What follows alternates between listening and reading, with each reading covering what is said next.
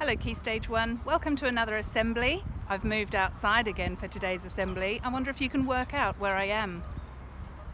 All looks a bit different today because there's been so much rain that it's flooded down here. But that's right, I am down by the river. Do you know the name of this river? That's right, the River Thames. It's a really important river. All rivers are important. They're a habitat for lots and lots of different animals like fish and geese and swans that you can see behind me.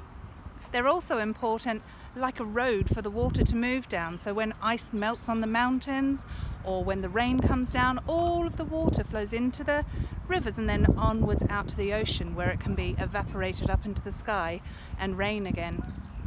I have a story for you today about the ocean, about the water in the ocean. Maybe some of that water has flowed down the River Thames. So here's today's story, Fish by Brendan Kearney.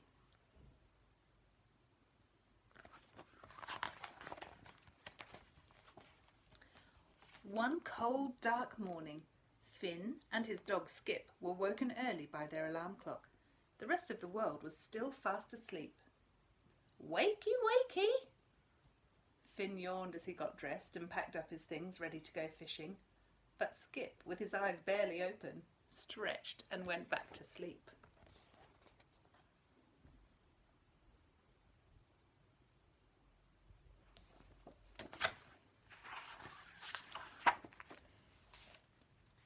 It was so early that the sky was still dark and the moon and stars were shining brightly.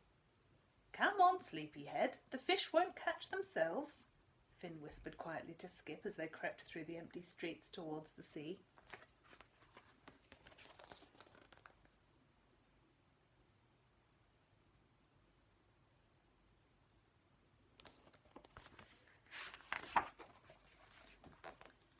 When they reached the shore, they found their small wooden boat hiding amongst the giant fishing boats.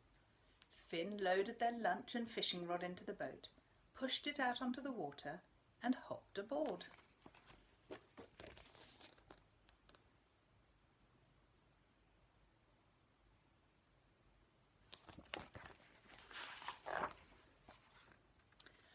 With the open ocean ahead of them, Finn rowed eagerly while Skip watched the seals play in the wake of the little boat. Skip thought some of the seals looked sad, but he didn't know why. They pushed through the crashing waves to their favourite fishing spot.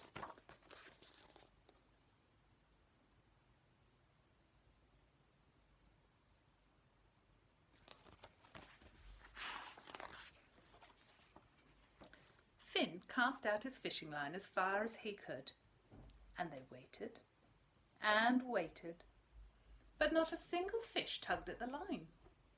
The ocean appeared to be empty as far as the eye could see. Suddenly Skip spotted something bobbing in the waves, and with a huge splash he jumped in to investigate.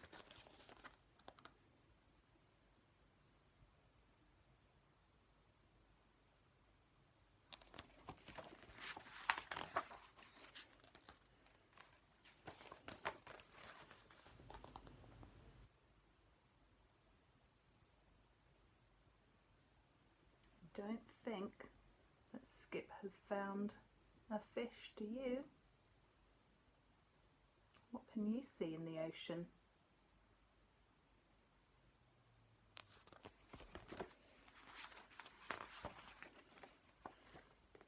After some time, Skip scrambled back into the boat, holding a ball he had rescued in his mouth. Litter flew everywhere as he shook himself dry. "Ugh, Skip, look at all that rubbish. There are plastic bags and bottles everywhere," Finn cried with disgust.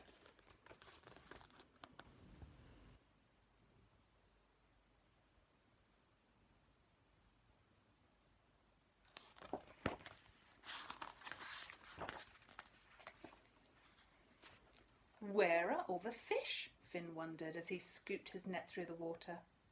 Every time he pulled it out, he was disappointed to find it filled with rubbish. And before long, the small boat was almost sinking underneath the weight of all the things they had pulled from the sea. "But we haven't caught a single fish all day, Finn sobbed.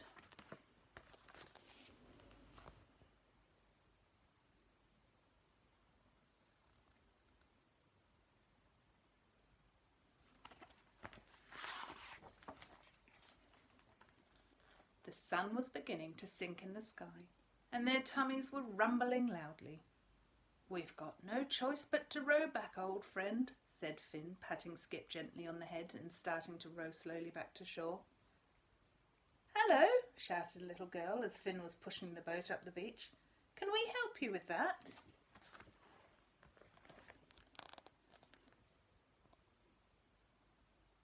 Look closely.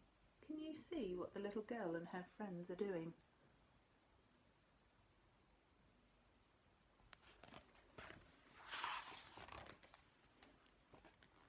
"We're beach cleaners," the girl explained. "We pick up litter that's been washed ashore by the tide so that it doesn't get swept back into the sea. We can help you with your pile of rubbish. Where did you find it all?"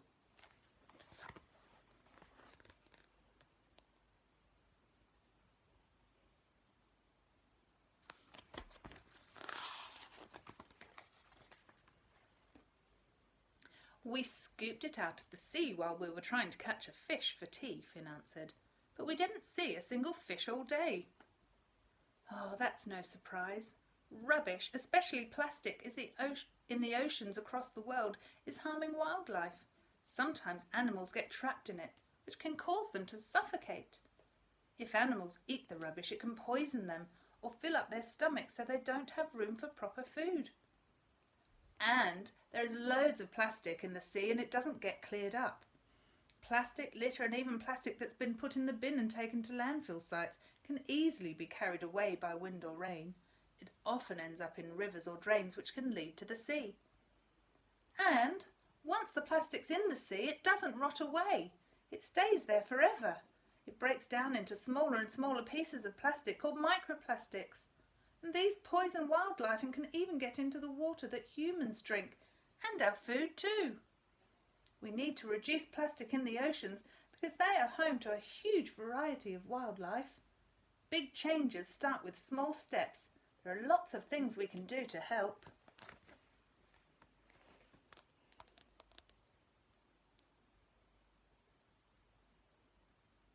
Lots of information on that page about wildlife who gets damaged by plastic in the waters, about how lots of plastic can enter the rivers and the oceans, and about how plastic doesn't break down very easily and ends up getting eaten by small fish and works its way up the food chain.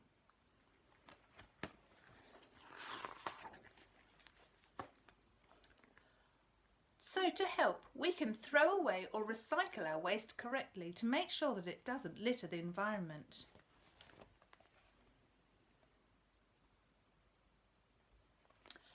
And we can repair and reuse our old things instead of buying more and throwing it away into landfill.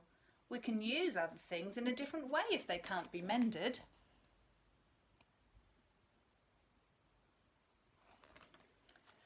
And we can avoid using single-use, that means non-recyclable plastics, such as carrier bags, drinking cups and water bottles. Instead, we can choose to use things that can be recycled or that break down.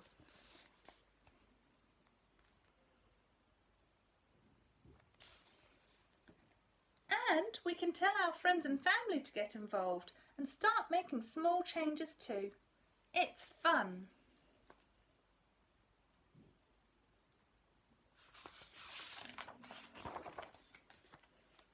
The following day, Finn recycled everything he could. He mended everything that could be fixed. And he found other ways of using what couldn't. And he invited his friends and family to help clean up litter on the beach.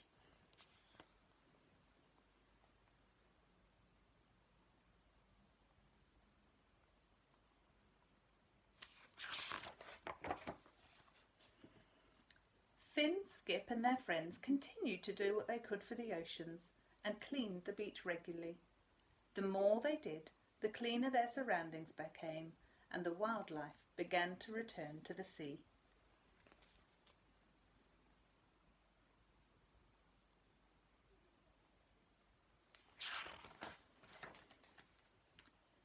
everyone felt so proud of what they were doing to protect the oceans. What will you do?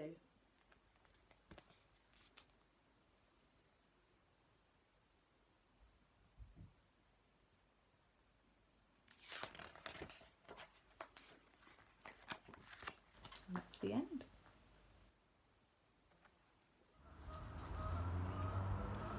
So that's a bit of a happy and sad story. It is really sad to know about the big problem of plastic pollution and how much pollution there is in the ocean that isn't breaking down, that isn't going away. But it's also a happy story because it tells us about all the people that are working together to try and help solve this problem. Did you know that we have an eco-council at school? Some of you might know that I used to lead it, but now Mr. Brooks has taken over, and we're really passionate about letting people know what the problems are and then thinking of ways to help fix those problems, just like the people helping Finn and Skip in the book we just read. So I want to find a way that while you're not at school helping the Eco Council, I want you to think of a way at home that you can help the plastic pollution problem as well. So just like Skip and Finn in the story, you can try not to buy things that you don't need. Maybe just buy things that you really, really need and will really play with lots and wear lots and get lots and lots of use out of, and it's worth buying. Also, try and reuse things. If you've finished playing with something, can you turn it into something else? If you finish with a bottle, can you use that in your garden, or can you use it to change into something else, or a container for something else? If it really is rubbish, if you have rubbish, just try your best to recycle as much as you can. Reading Borough Council are doing a really good job now. They're recycling lots of plastic and cardboard and things that they've always recycled, but also now they're recycling food and garden waste. So there's lots of opportunities to recycle lots and lots of your rubbish. But today I have a different challenge for you. A challenge that will stop some of the rubbish getting into the river in the first place. So, if we can stop the rubbish going into the river in the first place, then it won't wash into the ocean and won't become a problem for all the animals trying to live there. So your challenge today is to go, move outside like you have been over the past few weeks, move outside and try and come down to the river. Perhaps not for the next few days because there's not very far you can go, but when it's safe and not flooded, come back down to the river, and your challenge is to pick up 10 pieces of litter. And if everybody does that when they come down to the river, then that will get rid of so much of the plastic that would otherwise be blown into the river and end up as plastic pollution in our oceans. Now, the first thing you need to do is find an old bag to put the rubbish in. So I'm just using an old bread bag. I don't want you to use a new plastic bag because that's creating more plastic pollution, isn't it? So find an old plastic bag, and then you need a safe way to pick up the rubbish. So some of you might have those big long litter pickers with a handle on the end that squeezes the trigger and helps you to pick things up. I'm using some kitchen tongs so that the tongs do the yucky picking up and I don't have to get my fingers dirty. If you don't have any of those, you could just use some gardening gloves. Try and choose nice thick gloves so that you don't get any germs onto your hands from anything you might pick up.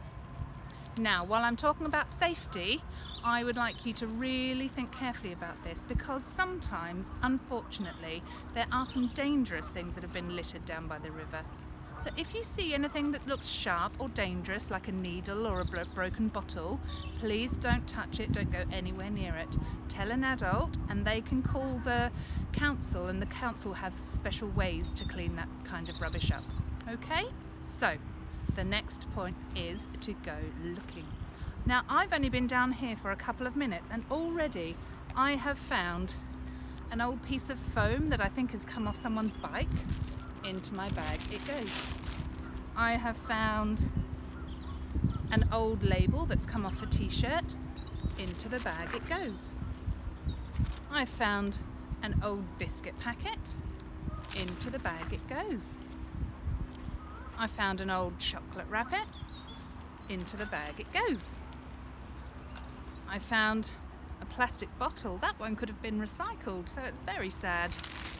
Into the bag it goes.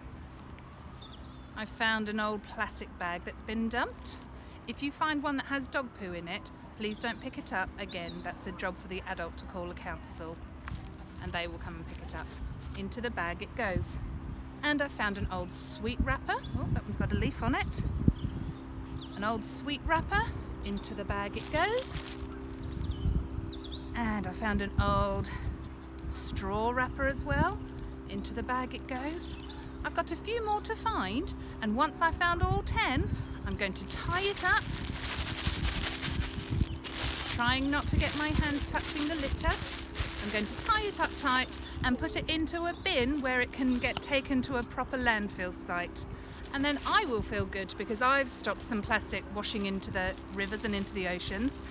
And that way we can all look after the environment outside and feel like we've played a part in keeping it looking beautiful as well.